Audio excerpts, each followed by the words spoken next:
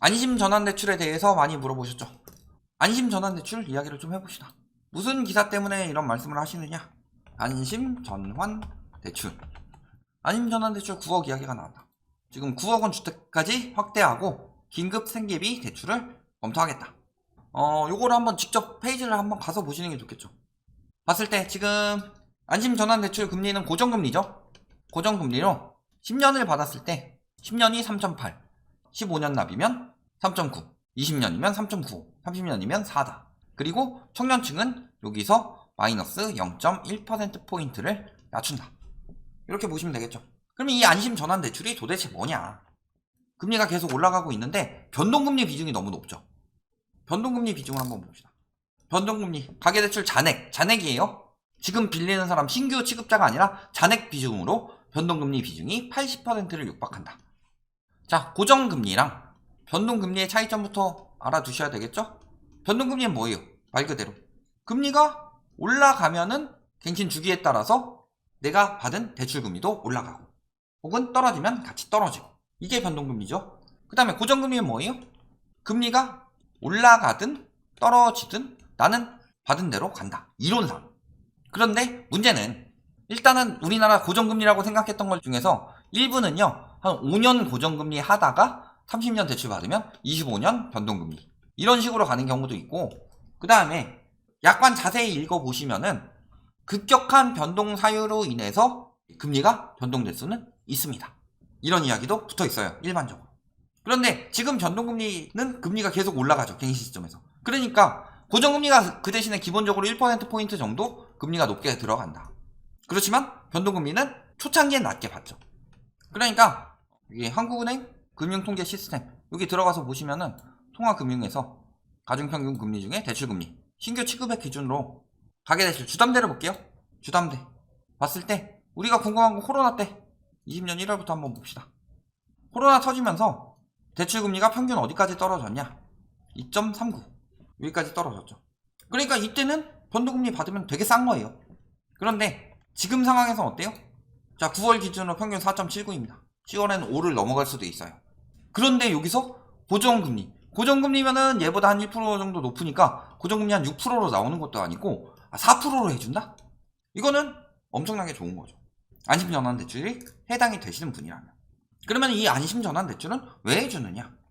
좋게 말하면요, 부동산 시장 안정을 위해서죠. 집값이 떨어지는 걸 방어하기 위해서. 그런데 떨어지면 안 되는 상황은 아니죠. 떨어져야만 하는 상황이죠. 그런데도 왜 해주느냐? 동시다발적 붕괴가 첫 번째는 일어날 수 있고, 그 다음에 이번 정부는 집값이 떨어지는 걸 원하지 않습니다. 어차피 여기서 집값 유지만 하더라도 욕은 안 먹어요. 문재인 정부 탓하면 되니까. 그런데 집값이 지금 엄청나게 떨어지고 있죠. 그러니까 집값 떨어지지 못하게 방어를 해야 되는데, 지금 가장 큰 문제가 뭐냐? 가장 큰 문제는 금리죠. 아까 뭐 DSR 여기 58% 치면 바로 기사 나오는데, 작년 말 기준으로 DSR 비율이 47.6%예요. 소득의 절반이 원리금으로 나가고 있으니까 버틸 수가 없는 거예요. 호가를 유지할 수가 없죠. 그래서 안심전환대출을 하는 거다. 집값이 빠르게 떨어지는 걸 막기 위해서. 그런데 안심전환대출을 계속 시행을 하긴 했어요. 그래서 자, 안심전환대출 초창기에 얼마였냐? 맨 처음에 얼마로 했어요? 3억 이하에서 4억으로 늘렸죠. 근데 안 되는 거예요. 왜? 3억 이하 집이 어딨어, 세상에. 특히 수도권 지역 봤을 때 3억 이하 집이 얼마나 있어요. 그래서 4억으로 늘렸다. 근데 4억으로 늘려도 돼요? 안 되니까 그 다음에는 4억에서 6억으로 늘리죠. 그 다음에 6억으로 해도 안 되니까 9억으로 또 늘리는 거예요. 안심전환대출을 좀 받아서 집주인들을 버텨줘야지 매물도 줄어들고. 지금 매물이 왜 줄어들고 있어요? 안심전환대출 막 9월부터 시작했죠. 그러니까 그때부터 매물이 슬금슬금 주는 이유 뭐예요? 지금 매물이 많아지고 있는 것을 억제하고 있는 거다. 집값이 떨어지지 않도록 하기 위해서. 언제까지 풀 거냐? 그랬을 때 안심전환 대출로 만든 자금이 얼마죠? 25조죠. 25조를 사용을 하고 싶은데 지금 4억 6억까지 계속 낮춰도 사용한 건 3.6조다.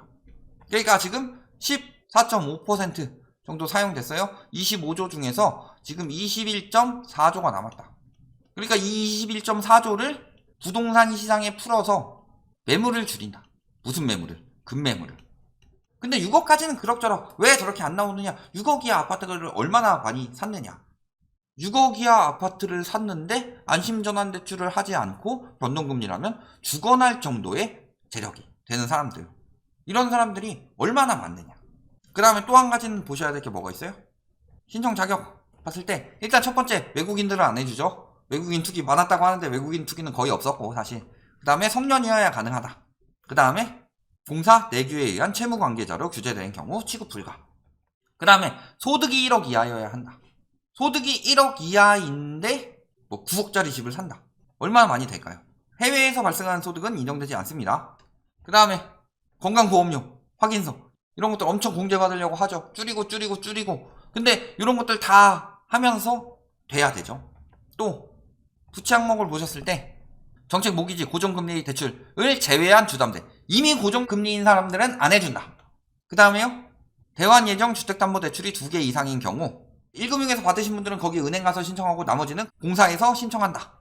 그 다음에 담보 항목 했을 때 소유자여야 하고 가격 평가가 해당 기준을 맞춰야 하고 그 다음에 뭐 공유 지분을 처분한다든가 뭐 요런 조건들을 맞춰줘야 하는 거죠. 다주택자들은 해당도 안 되는 거고. 지금도 그런 이야기들을 많이 해요.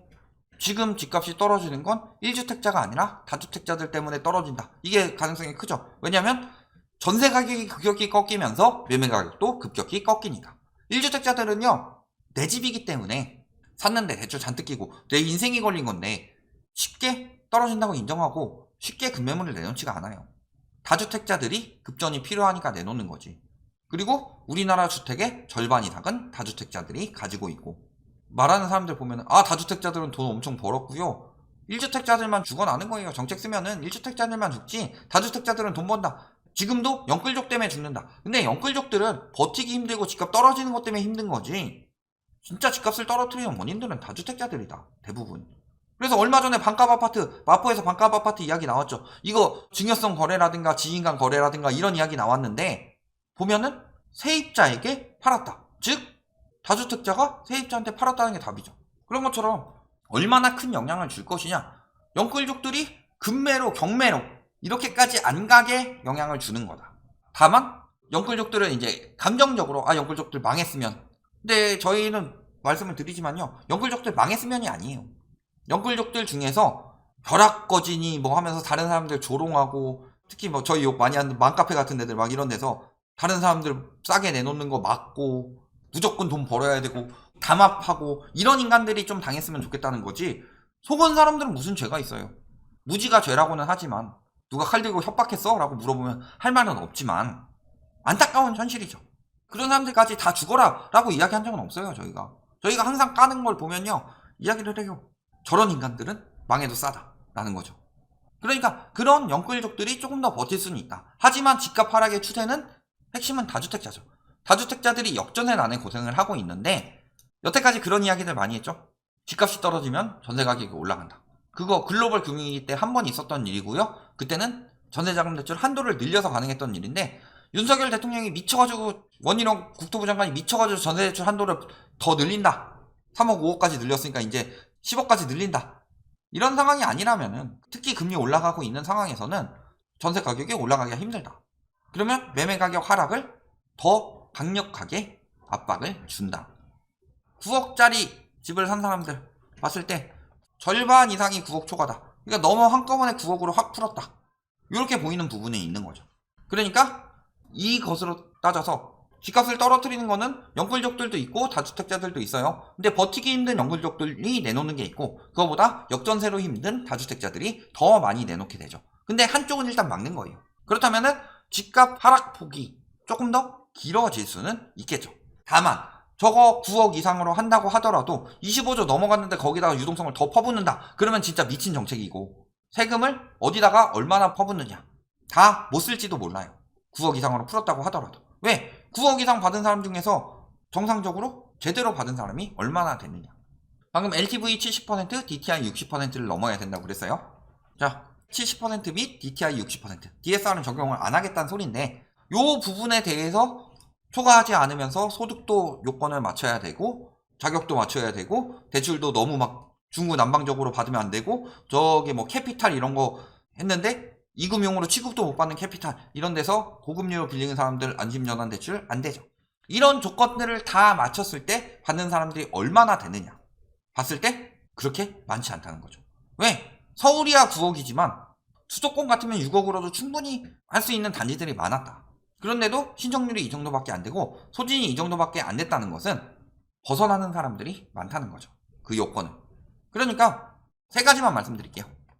첫 번째, 생각보다 여파는 크지 않다. 왜냐면요, 영끌족들 매물이 줄더라도요, 일단 첫 번째는 지금 핵심은 뭐냐? 사는 사람이 없어요. 사는 사람이 없다. 근데 사는 사람을 늘릴 수 있는 정책은 아니다.